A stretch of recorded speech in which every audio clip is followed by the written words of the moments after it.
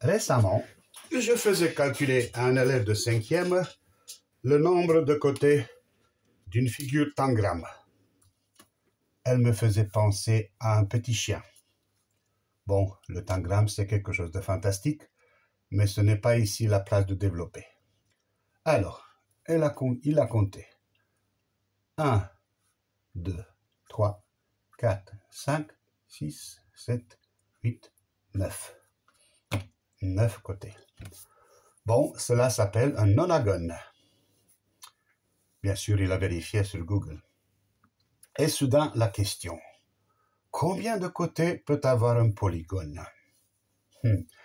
Rien ne peut plus réjouir un bon prof, que si on lui pose une bonne question. Et c'est parti.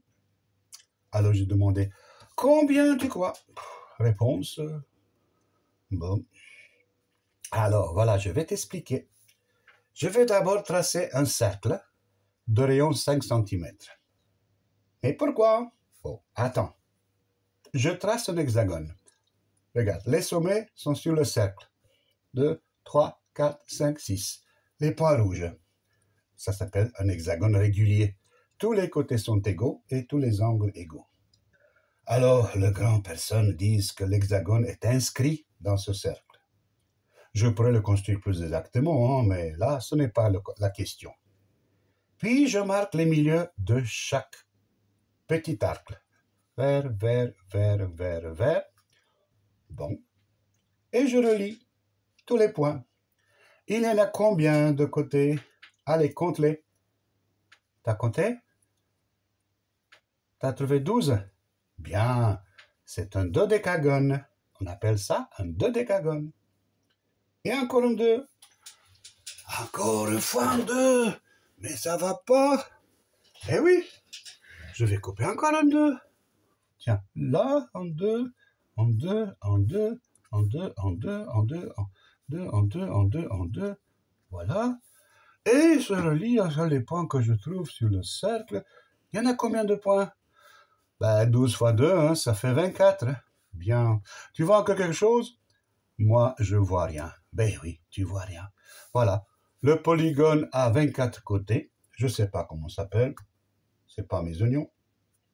Donc, on peut construire un polygone avec autant de côtés possibles. Ben oui, de plus en plus. Mais qu'est-ce qui est drôle? C'est que là où je veux te ramener, c'est que le périmètre de ces polygones s'approche de la longueur du cercle. Certains disent le périmètre du disque. Mais c'est pareil, regarde. Alors, quelle est la longueur de ce cercle, je te demande?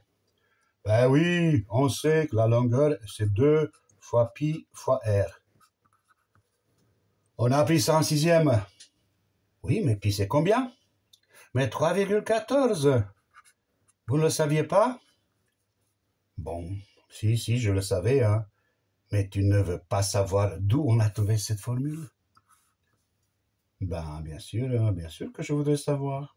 Moi, j'ai posé la même question au théorème de Pythagore. Un élève m'a répondu franchement non, il ne voulait pas savoir. Bon, ça aurait pu être un garçon. Eh ben, celui qui s'amusait à faire cela, je te le présente, c'était Archimède. Oh, c'était il y a 2300 ans, à peu près. Hein. Oui, il s'amusait de faire ça. Il a fait ce polygone à 24 côtés. Il a calculé la longueur, autrement dit le périmètre de ce polygone à 24 côtés. Et tiens-toi bien, hein, parce que si tu dis que L égale 2 fois pi fois R, si je te dis que le rayon, c'est 0,5 décimètre, hein, alors rayon c'est égal 1,5 de décimètre, ça veut dire que tu obtiens que la longueur égale 2 fois pi fois 1,5, ça te fait pi. Voilà, c'est pour ça que j'ai choisi ce cercle de rayon 1,5 décimètre. Tiens, il est là, autrement dit 5 cm, pour que la longueur du cercle soit égale à pi, ton fameux pi. Bon, alors, pi c'est combien?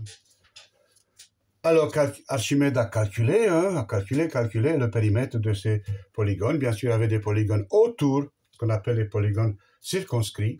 Eh bien, imagine-toi que cette longueur du cercle, autrement dit, il l'a trouvée comprise entre 223 sur 71 et 22 sur 7. C'était il y a 2300 ans. Hein. Bon, maintenant, avec des chiffres, ça fait que 3,1408 et des poussières est inférieur à pi, qui est inférieur à 3,1428 et des poussières.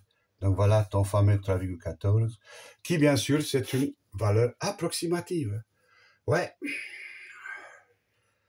J'ai eu l'honneur, déshonneur de t'annoncer que le nombre pi, ce n'est pas un nombre facile, c'est un nombre irrationnel transcendant.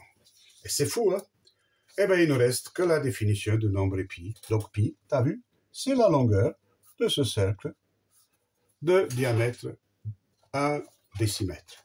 Si tu veux apprendre des décimales du pi, voilà, tu en as les premiers 176. Bon courage! Bien sûr, pour comprendre tout ça, il faut être fin lycée et au-delà.